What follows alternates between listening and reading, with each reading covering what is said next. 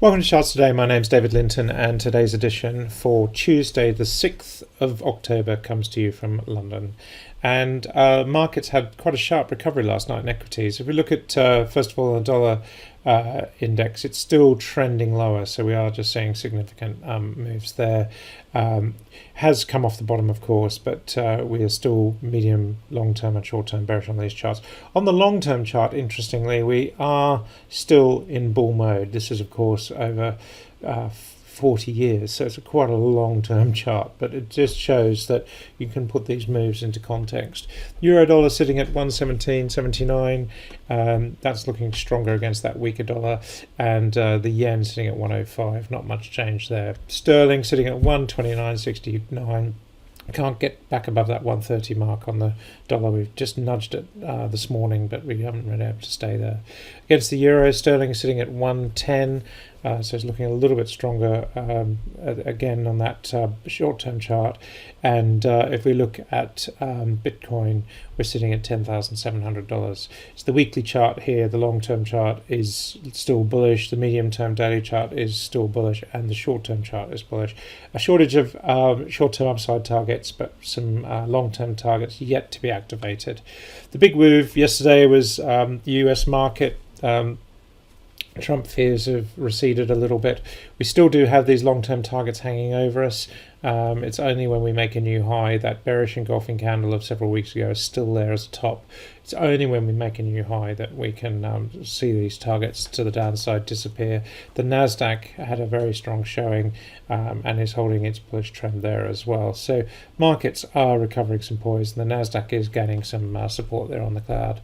The Dow is sitting higher as well. It was up 1.7%, and yet to make a new all-time high still. The futures this morning, we're seeing the S&P future down 0.3% and the Nasdaq E-mini down 0.5%.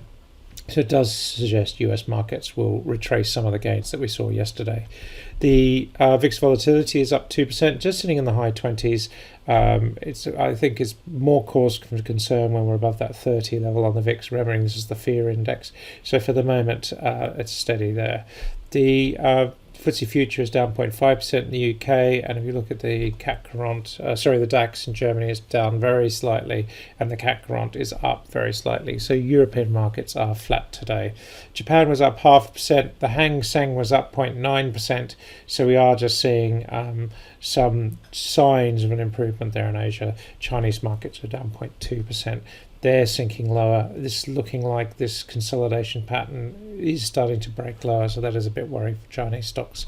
The Sensex was up 1.5% on that stronger US showing, and the Aussie market was up 0.3%. It's still well and truly underperforming, hasn't managed to get into bullish mode on that long-term chart. Gold is sitting at $1,912, so it's bullish on that short-term chart. The medium and long-term charts are also bullish. And we do have some upside targets to back towards that 2000 mark. So we've got 1991, 1959, 1960. And we're also seeing targets in other places in 1980. So gold recovery is still underway. Silver is steady. It's down just 0.3%, but still looking good. US 10-year yields moved very significantly, though. They're making 3-month highs. We haven't seen these levels since June, so we are seeing a move in the yield chart. That's a big move that we've seen in the last couple of days. So bond yields in the US going higher. That's activated quite significant upside targets to, well, don't seem that high, but 0.95 and 1.4%. So there have been a lot of false yields, of course, and dawns, of course, and we are seeing here the trend is very, very clearly down. It's hard to believe that just 2 years ago we were at 3.2% and we're now at 0.75%. Taking a look at the energy mix, Brent Crude is looking stronger. It had a very big bounce yesterday, some 6% after last week's falls. So we are just seeing that still the risk of that lower low is just there hanging over us. And if we look at WTI, much the same picture, not quite making the new lows. So if we make lows below that, $37 is the key on WTI, $39 on Brent Crude. US nat gas sitting at $2.66.